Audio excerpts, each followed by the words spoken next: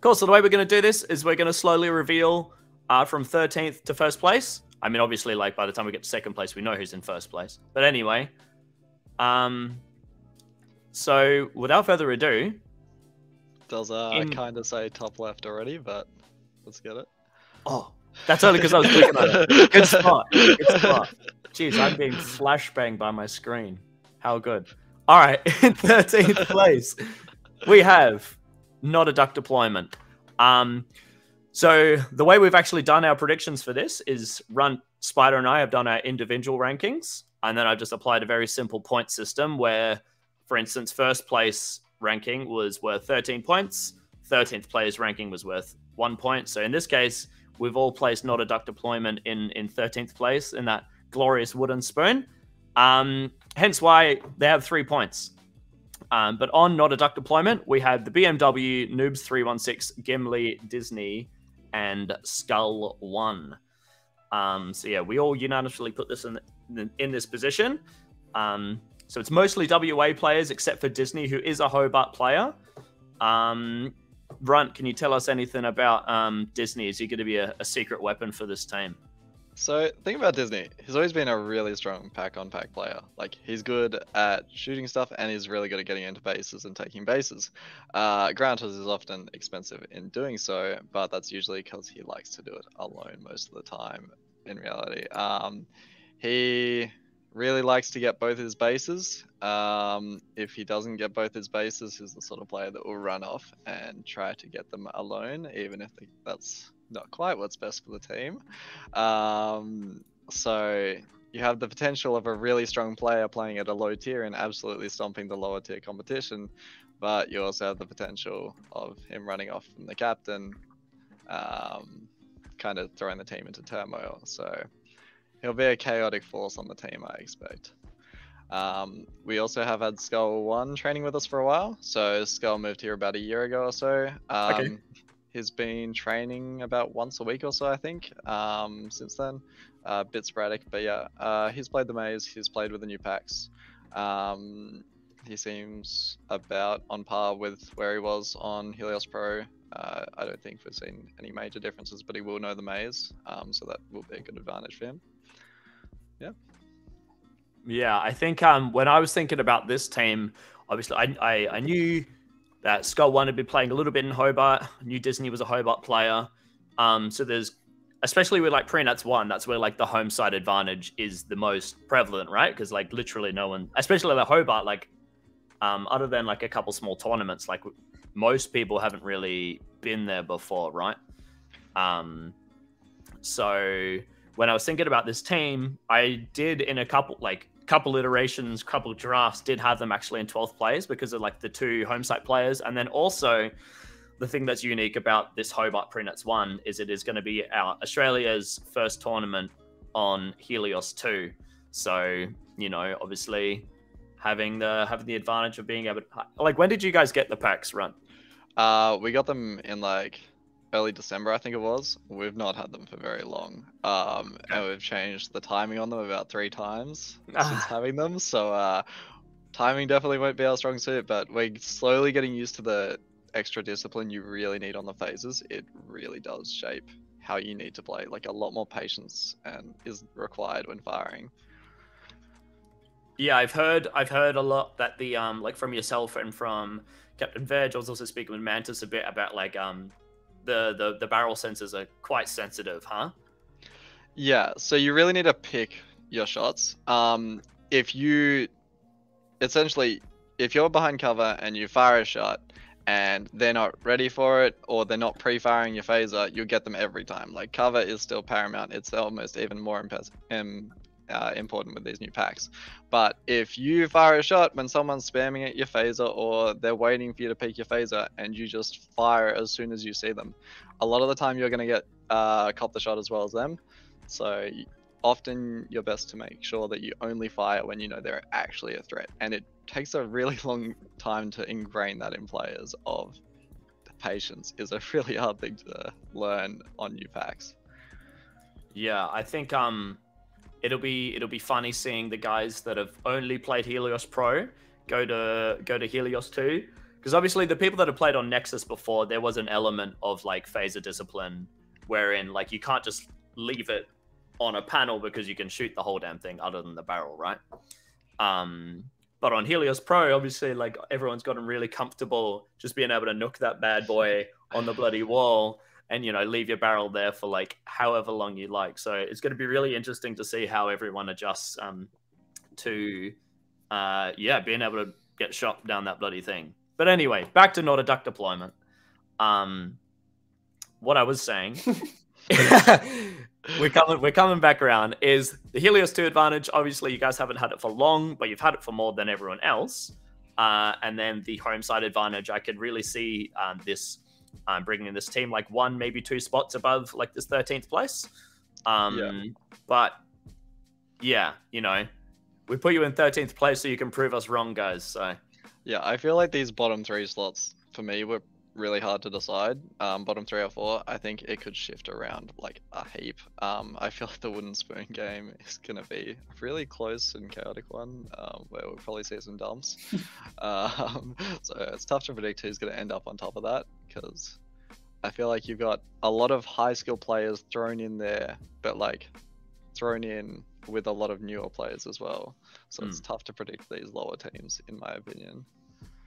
Yeah, Spider, you got any parting thoughts on not a duck deployment? Yeah, it's a hard team to talk on, as I don't see these players much. Obviously, like the BMW's been around heaps. I think they'll pretty much be banking on what he knows in terms of strategy. And then the others, like I've seen Noobs around a bit and Disney around a bit. So I don't know. I think it's one of the teams that, I kind of place lower because I don't know a lot about them. But yeah, as Brendan was saying, it's like the bottom 3. I think it's going to be one of the funnest games to watch in the comp besides the grand final, because it would be crazy. Yeah. Have we seen Gimli play at all? Are they brand new? I'm not sure. I did ask. I did do a bit of research, and then I completely forgot to write it down. Okay. So I'm not sure, but they are from WA. I think they might have played some Laser Force stuff. Yeah, gotcha. 'Cause we've seen Noobs before. I think it was in Darwin, right? And from memory, I think he struggled quite a lot with the shift to Helios, going from Laser Force. What I heard was he was quite a strong Laser Force player, but struggled a fair bit on the zone system. So I'm curious to know if he's played much more of it since then. Yeah. I think the strongest force for this team by far will just be the stability of the BMW's captaining, because a lot of those lower tier teams don't have the stable captaining that he'll provide. Yeah. No, I think, like Runt was saying before, these bottom 3 teams, I could really see them shifting all over the place. So it's going to be an exciting wooden spoon. Would you call it a race if you're like running away from it? Yeah. Pretty much. Race is typically you're running to a destination, right? But we're running away from it. What's that called? I think the goal of a lot of these like lower, more new teams are just don't get the wooden spoon, and that's all they. Yeah. That's all their goal really is going into this comp, I believe. Alrighty. Do we have any last parting thoughts for not a duck deployment? Don't bring any ducks. Don't bring any ducks. CV's going to have something to say about it. Although the squeakers, Spider, just say it. Yeah, I'll take some squeakers, but not ducks. Alrighty. Moving on to 12th place, we have, drumroll, Cup Revolution. Yeah. I'll do it. Yeah, I know how to fix that. I won't do it next time. Anyway, Cup Revolution, 12th place. Are we sure?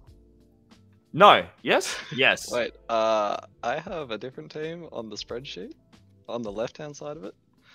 But... okay, I've just messed it up on that side. I think this is right. Hold up. Okay. We'll just run with it. Whatever. Okay. Fantastic. Anyway, like we were saying, the bottom 3 are like, moving all over the place. So... anyway, Cup Revolution, Canberra team, we have with a K, making a return. He hasn't played since, I believe, Bendigo Prenets 1, maybe 2. I can't remember. Finn and Annie making a return. They played on Ghost Bears, I think, Wooden Spoon winners in Bendigo. So they'll be, on the topic of running away from the Wooden Spoon, they'll be looking for that. We have Joe and Gigantor and Dorky. So I think Gigantor and Dorky are from Canberra. We all know Dorky. Gigantor, I haven't seen him for a while. I feel like I haven't seen him since maybe Sunny Coast Nats, or maybe like only even like a Sunny Coast pre-Nats. Yeah, I can't remember if it was actually at Nats. I feel like he was on Bees, maybe. I'm not, or Wasp, or whatever it was, but I'm not too sure. It definitely at Sunny Coast. Well, in terms of notes for these guys, what have I got? They're another one of those throw together teams where you've got 3 from one side, 2 from another side. Once again, interesting to see how they mesh and if they'll actually be able to bring it together as a team in the super limited time frame that is Pre-Nuts 1. Yeah, I think I remember we saw Wither K playing with Finn and Annie and some other Canberra players in Bendigo. One of the notes we've got is like in Bendigo, like they were doing lots of like super aggressive stuff, lots of dumps and stuff. Runt, you've kind of mentioned that you think they might like might see some like less dumping from them, or maybe that they'll struggle with dumping in this arena. What's your thoughts on that? I think dumping in this arena it's really good if you can take control straight away and kick the other team out of the base. It's because you're getting shot at from all angles, so if you can kick the defending team out and put them on the outside, then dumping is very effective, but you got to dump and take control. From memory in Bendigo, these guys a lot of the time like to dump and dump, guaranteeing that at least one of the places they dump to, they're just going to be on the outside, probably getting shot a lot. So I don't think a dump's going to pay off for them long term throughout this comp. I expect they'll bring it back out in finals or something like that. But I think with some players on the team like Dorky, we might see some different sort of strategies coming out. Yeah, true. Dorky's been around for a long time. Very, very wise man. So might get some valuable insight from him. How do we reckon these guys are going to transition to Helios 2? I feel like Canberra typically doesn't play much panels from what I've seen. These guys especially. They liked to play in the open a lot in Bendigo. Yeah. And I think you're going to get punished for that in Hobart. I think you really need to play your panels in a tight arena. So yeah, I think they might struggle in this maze a bit. In saying that though, Finn was always very impressive at like cracking through defenses and grabbing early bases. So might see some early quick takes from him, just like blitzing a defense. Because the maze is very good for just one quick player running off, steamrolling through at a door and taking a quick base. So I think he might be quite good at that, but I think that defense is going to struggle a bit because you really need those solid paneling players, which Dorky might end up being anchor. I'm not too sure. Yeah, I think Dorky is the kind of guy he's going to be like, wherever you guys want me to be, that's where I'll be. Who knows? Maybe we'll see him ironing some shirts or something this week as well. You never know. Spider, have you got anything to add for Carp Revolution? Yeah, I think Ryan touched on it a bit, but Finn's like the one standout on the team of the person I'm like looking forward to watching. He had a really strong presence in Bendigo, and we like individually had great interactions the whole time. He kind of like lurks around your base until he gets it. Doesn't matter if it takes 12 minutes, but he'll probably get it at some point anyway. And then Gigantor coming back is sick because I need another tall person in the maze, so that'll be good. He is crazy. And then Dorky and Wither. I've been going around the maze. He will be the tallest person in the comp. I've been going around the maze this past week, just like looking way up higher than I'm used to, like which lights are going to be broken this comp, like the amount of tall people, like because I'm pretty sure it's like Spider, Link and Gigantor, like by far the tallest people we've had in this maze. It's gonna, hoping you guys don't get your faces caught on too much.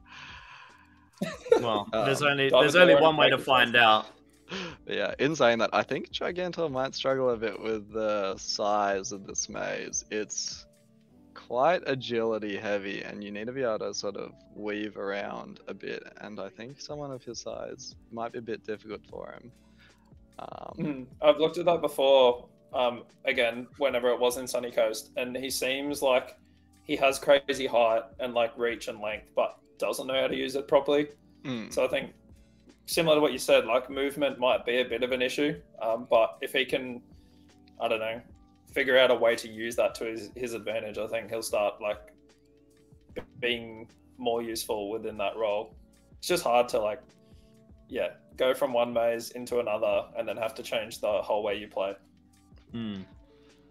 It's something you see with like guys that get crazy tall out of nowhere. I wouldn't be surprised, right? If Gigantor like used to be like kind of short, and then out of nowhere he's just like gone like, I don't know, 7 foot tall, where he is, right? Yeah. And then you know, it's a thing. I don't want to say it's like you look like a baby giraffe sometimes. You know, like, you know, limbs are flailing and stuff, but it has been a long time since we've seen Gigantor. I'm pretty sure he's still been playing in like the local scene and stuff, Laser Force tournaments and stuff. So who knows? Maybe he's like really started to like harness his size, and yeah, like imagine a guy that's like his height and length, right? Like doing a full like really quick lunge into a base. Like, how are you supposed to stop that? His bloody arms are like all the way in the base before you've even seen his like chest sensor. It's madness. Yeah. But yeah, we'll see what happens.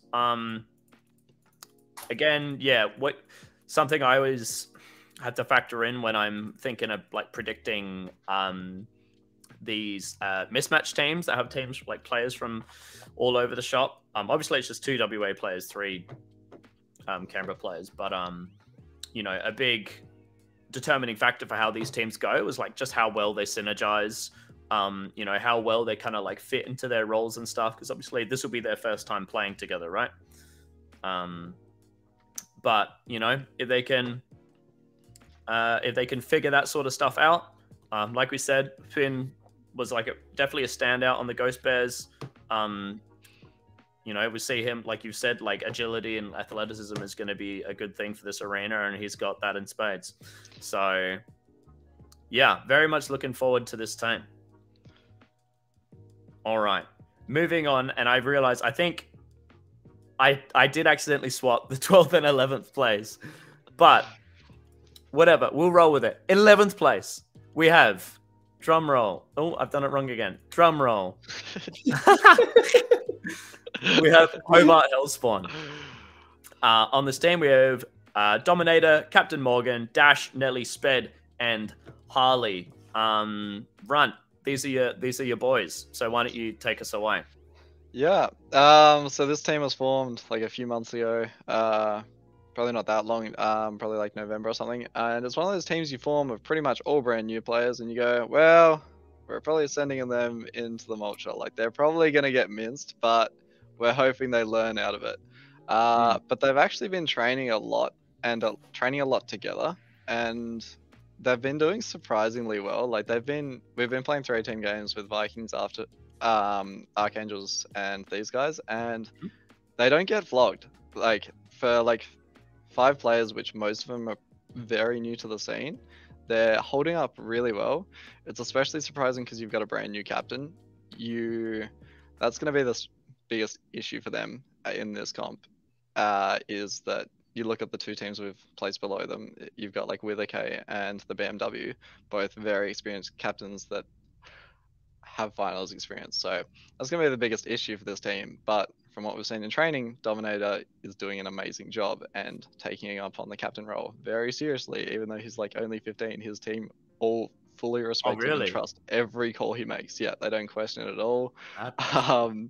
Someone doesn't listen to his call and he's straight on to him, just yelling at him like, get the hell back to your position. He looks like he's been captaining for years.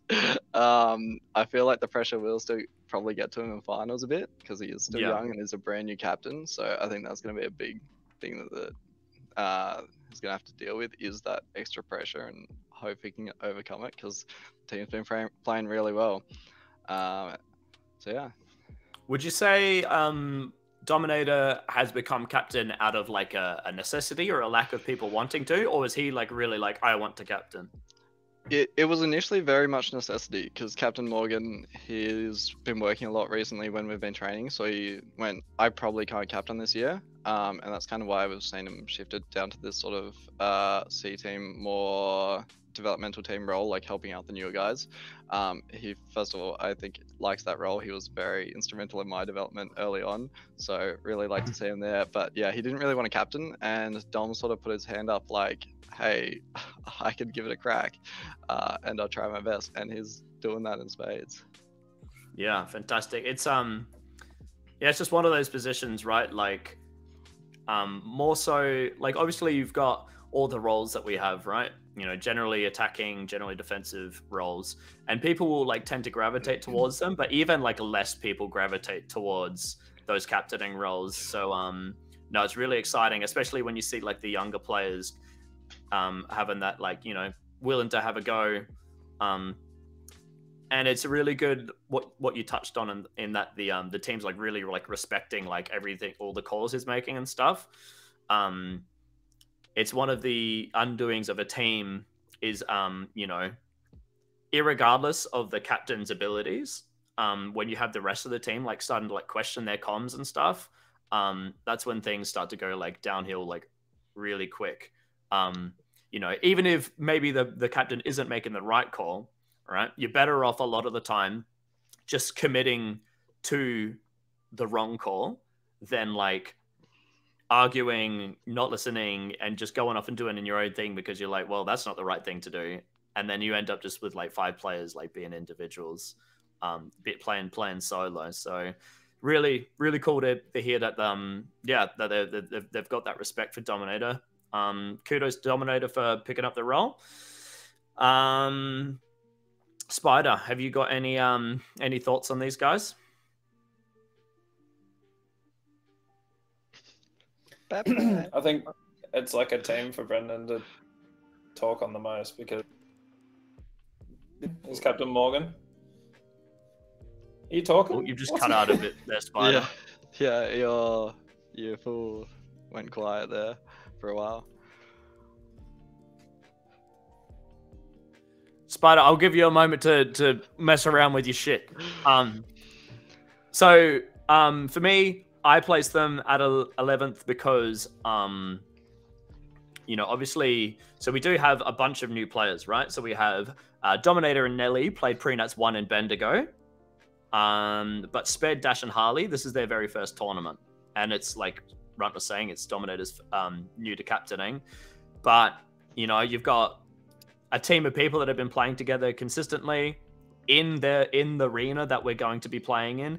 And there's the Helios 2 like advantage that they've you know, they've been on Helios 2 longer than everyone else. That's kind of why I put them in 11th place, because I think those things will be, yeah, like, you know, if it'll be, yeah, that's what I think is going to keep them out of that wooden spoon race. And, you know, I could potentially see these guys going higher as well, depending on, you know, obviously new players. A big thing is like the pressure of like competing under the lights, so to speak. But, you know, they can pull together. I could see these guys doing really well. So yeah, I definitely feel like they have the potential to knock teams off higher than them. Like they've taken like a lot of games off Archangels in training, so like they can beat the sort of mid-tier caliber teams if they play well and they stay composed. But yeah, so I think they'll start off actually vastly outperforming where everyone thinks they will. But as people start like learning the packs and and we get closer to the finals where the pressure sort of kicks in and you start to see where finals experience matters, I think unfortunately they might start to crumble a little bit, and I just hope that they can maintain their early steam that they were expecting them to have. Yeah, there's something to be said, like these guys having the opportunity to train like team games, obviously, but being able to play against Archangels, like an established team, play Bendigo together, and they did pretty well for their first Nats. And then obviously we've got the Hobart Vikings. Unfortunately, for Bendigo, you guys all decide to get like super sick and like pass away. But obviously, super strong team. There's something to be said about like just how much those developing teams can just soak up from just getting obliterated by like your top end teams over and over and over again. I mean, like, look at Queensland, right? It's just like a crucible for new players to just get like crazy good, like, you know, in a relatively short span of time, because they're going up against like Catalyst, Spartans, Luna. What are they called? Not Luna Lads. What was their Bendigo nuts? Eclipse. You know, all of those teams just going against them and just getting absolutely obliterated. Yeah, and then by the time they get to Nats, they're like super, super capable rookie players. So yeah, exciting stuff for Hellspawn. Spider, welcome back. Do you have any thoughts on this team, Spider, before we move on? Yeah, basically what I said is like I think it's Runt's team to talk up, because all I've really seen is Captain Morgan, who's always like probably one of the funniest people in Zone to verse. But yeah, I'm super excited. I love seeing like a team of just new people that you don't like, even though you know they're new and they're going to perform at a certain level, you still like, it's just enjoyable to verse someone that you've never seen before. Yeah. So I'm keen for a game where we just, I don't know, I think it'd just be fun. Yeah, I feel like it's a complete coin flip what you're gonna get with them, like with all new teams. Like you might be like, oh my god, they can actually play, or sometimes you just see them running around like headless chickens. Definitely looking forward to just like lose a game to them or something for no reason. All right, Hobart Hellspawn, best of luck in the tournament. Looking forward to meeting all of those rookie players and seeing what you got. All right. Moving on to 10th place. I believe I got all of the rest of them should be in the correct order based on the point system I did. Next up is Vikings. Accurate. Yeah, maybe we'll see a really hard choke on the last day. Who knows? Anyway, 10th place. At this point, yeah. We have Naked Burrito. So we have Simi Bear, Red Devil, Wham Jr., Stinky, Watto. So Naked Burrito is a full WA team. I believe this will be Watto's first zone tournament. But I believe they've played like locally, like maybe in like a Laser Force tournament or something, but definitely in like their leagues they've got over there. They're playing for a while. Yeah, I think in terms of players that stand out on this team, Wham Jr. definitely been, you know, he's kind of called Wham Jr., right? But I feel like he's definitely starting to like really come into his own. You know, he had some like really, really good moments in the recent Nats Bendigo, just like being like a super dominant force on a door, just like, you know, you come up against him and you're like, all right, I'm just gonna go through the door, and then he like is beating you in a duel and you're like, all right, next time, and then he's beating you in another duel and you're like, all right, okay, this guy's for real now. So I'm excited to see how he adapts to Helios 2. Obviously barrel sensors, different timing. Yeah, have you guys got any thoughts for this team? You've got Red Devil. Did he played on Quackening this year, or was it last time you played Darwin? I've definitely seen the name before, but I can't remember when we saw him. I remember him being very solid, like a very composed player, very sort of like capable of holding panels and cracking bases. So I think he'll be a very solid player. He'll do exactly what he needs to do. An experienced player, even though he hasn't been around too long in the zone scene, I don't think. But yeah, I think a lot of this team is going to be kind of dependent on how well Wham Jr. plays in this maze with these packs, because I feel like it could really go either way. He was just a nightmare to get off of a panel in Bendigo, so I'm curious to see how he adapts to these bases. Like Bendigo bases seem to really suit him, but Hobart might as well. I'm trying to figure out how he'll go in it. Now, obviously, we've got Simi fresh off of 7th place with the WA Orcas in Bendigo. You know, she's been playing for a while, been playing for a very, very long time. You know, longer than a lot of us have been alive, probably. But yeah, she's been on these I guess, lower tier development teams, like very, like in most years, I would say, like it's at least in the recent years. Semi bad never trained, says Wax. Yeah, right. I was about to say something nice. Yeah, she's definitely got a way with like leading these rookie teams. Can definitely steal wins off of teams that like maybe weren't like giving them the respect they deserve, or like just that they weren't expecting.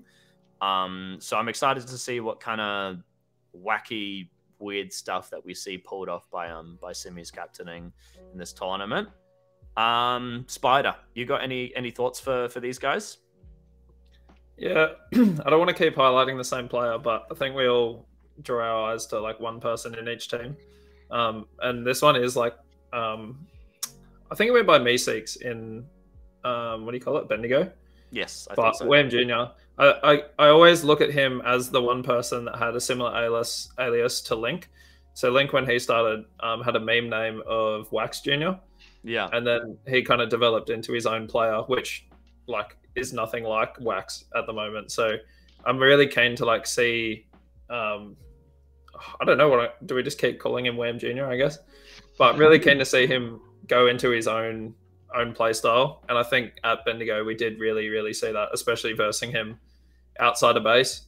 He's still like, I would say relatively new to the sport, but versing him didn't feel like that. He was very confident in what he was doing. So I think if he just keeps the confidence and then works with Simi, which it seems like they seem to be like a bundle at the moment, which is like a good start to forming a team, having like that, someone that you can bounce off really easily. I think we spoke about Red Devil a bit, but I've seen the name. I can't put a face to it, but I think that's going to be the main trio. And I think a reoccurring thing through these teams for me is like looking at that 4th and 5th player, because you're going to have your top players that kind of lead the team, but then you're also going to have to look at those 4th and 5th in the team to see where they're going to place, because depending on experience, that can kind of lower where your team places a lot. And in this case, another 2 players that I'm not familiar with, so bit of a struggle for me. Yeah. No, all very good stuff. I don't have any last thoughts for these guys. Just yeah, really excited to see what these, because we haven't seen Stinky and Watto before, so I'm excited to see what they can do, what they got. I feel like Stinky was at Bendigo. Am I wrong? Yeah, Stinky sounds like familiar, but again, I'm not putting a face to the name. Yeah, okay, no, I do have Watto's. This is Watto's first zone tournament, so Stinky has played before, but I can't put a face to the name. I'll endeavor to change that over the course of this tournament. All right.